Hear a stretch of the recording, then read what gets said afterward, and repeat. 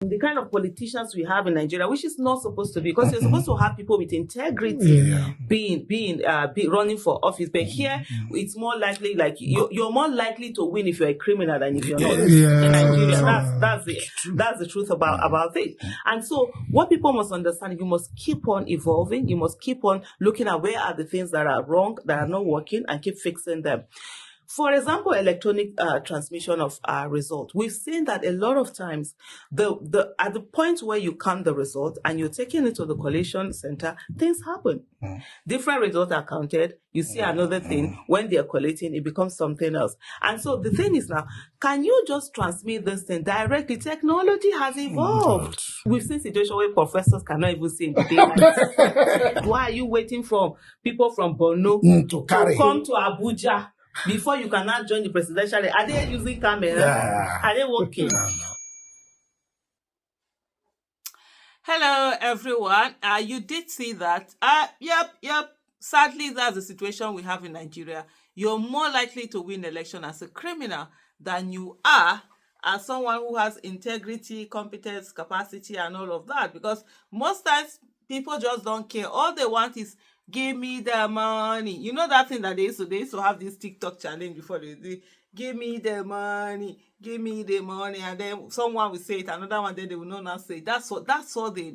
It seems as if Nigerians know when it's time for election and when politicians come, they'll tell you, you think it's by grammar, is the idea we will chop, now statistics we go chop, now they chop, now they chop the money, now they don't chop statistics, they chop the money. And so you find out that most times people who have Nigerians' well-being at heart, when they come out to run for election, they are laughed at, degraded, denigrated, mocked, and called all sorts of names that they don't know what politics is, they don't know how to do politics, they don't know what it is, so whatever of politics.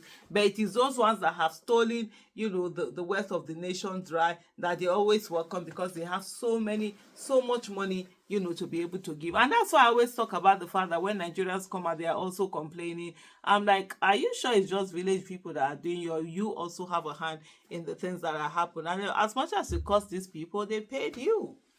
If they use their money, they paid for it. They paid to get their way in. So it's really not going to get that effect, that is supposed to get. And I just hope that as citizens of this country, we do realize the importance of politics and how that is the way that people who govern us get into office. And the people who govern us, the policies they make affect our lives, whether positively or not positively.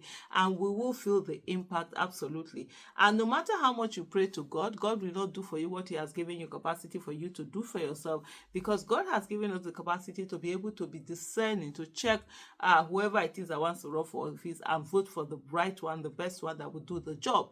And if we refuse to do that, then the onus is on us. We can't sit down, refuse to do the things that we're supposed to do, and then we sit down, we are praying to God, and we think that God is going to answer our prayer. God cannot be mocked. God has given us, the brain for us to be able to make the choices, the right choices that we can make. And until there's also something that is so peculiar, like when you're talking to people and you're saying to them, look, we need to raise money for people who are running for office. You're like, raise money for what? Don't they have their own money? If you don't have your money, why are you in politics? Well, if you have that mentality that if people don't have their money, why are they in politics? Then be ready for the fact that the ones that have their money, that came to give you money and share for everybody and got into offices, they will first of all recoup their money.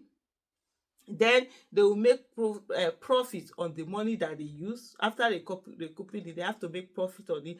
Then they will not save the one that they will use for the next election and maybe the next one after that election. Yes, you want them to come and start struggling again to get in. They have to gather the money. They have to put the monies together. So when they go in there, that's why they don't care about working. It's loot, steal. Because what they did with you is that it's not business. It's not entrepreneurship. It's no longer election politics that you are coming in to come and do service. And I mean, the other day, proudly, one of the Senate members, one of the senators we have was like saying that, if you want to win Senate, you have to use about 3 billion, at least 5 billion. He was saying, I'm like, first of all, that money that he's so proudly calling in that chambers, it's against the law to use that amount of money for your Senate, so you're running for Senate. It is against the law. So where is he bringing his own from? And then, is it to scare people away so that people will not think about running for office or anything or whatever it is? And then if people are truly, I know, so it depends on something. There are some states where if you're really fighting for Senate, they are so, how do I put it now? It's so intense that you're probably spending in the billions or a billion, whatever.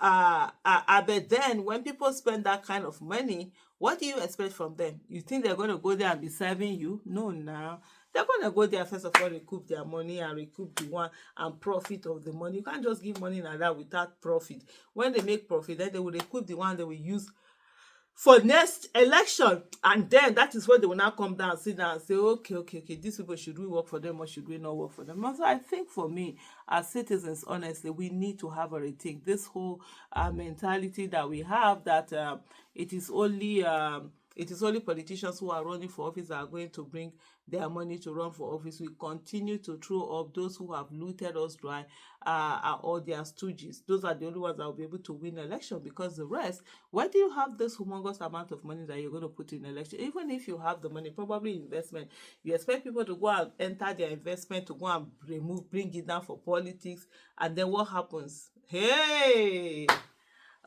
very cool.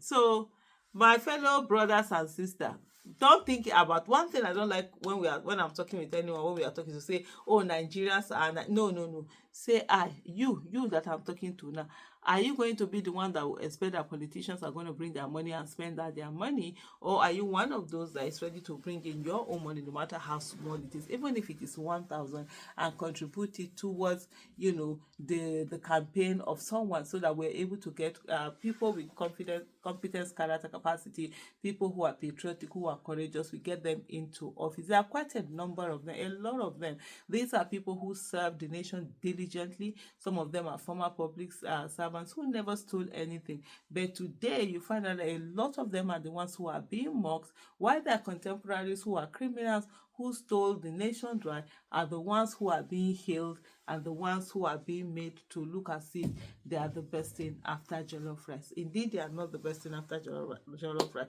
So you and I, as citizens, must begin to ensure that we do not continue to reward bad behavior, that we ensure that people who do wrong are not the ones that are being rewarded. Because as much as some of the younger generation we see today, you telling them that, oh, stealing is bad, don't steal money, don't loot money. Then meanwhile, the politicians who stole, who looted, are the ones who are always winning election. How do you think they're going to feel? Thank you for watching. Bye.